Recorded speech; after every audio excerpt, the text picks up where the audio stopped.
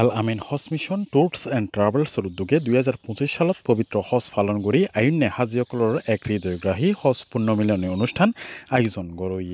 হজে শুধু বিমানে করে গেলাম, মক্কা মদিনায় গেলাম, গিয়ে ঘুরে চলে আসলাম। যদি মনে করে আমার হজ হয়ে গেল, সেটা ভুল। আমাকে শিখেও যেতে হবে, আবার এমনভাবে যেতে হবে যেখানে গেলে আমার হজটা পরিপূর্ণ হয়।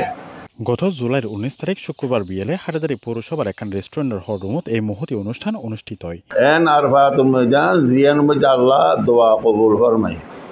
আল্লাহ আর এই জায়গার লগি আজি আইরে ব্যাকুনি কিনি শুক্রিয়া আদায় করিবার লাই এই জায়গাতে এসছি।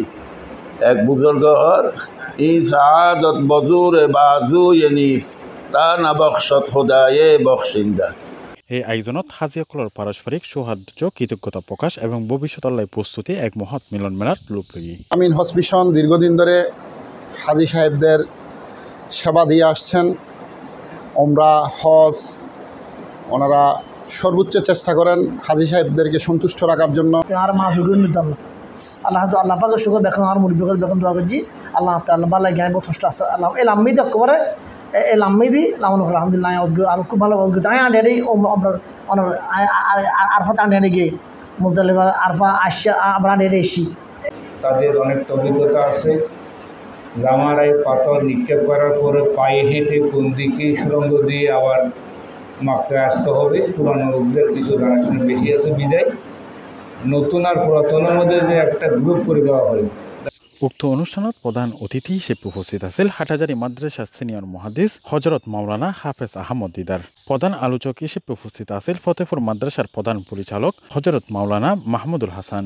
এন্ডে আরও উপস্থিত আছিল মৌলানা আবদুল্লাহ ওয়াদুদ, মৌলানা আবদুল্লাহ, হাটাজারি সদরের সাবেক চেয়ারম্যান আলী আজম, এহসানুল্লাহ মাস্টার, শফিউল আলম শফি, গাজী এনামুল হক সহ বিভিন্ন নেতৃবৃন্দ।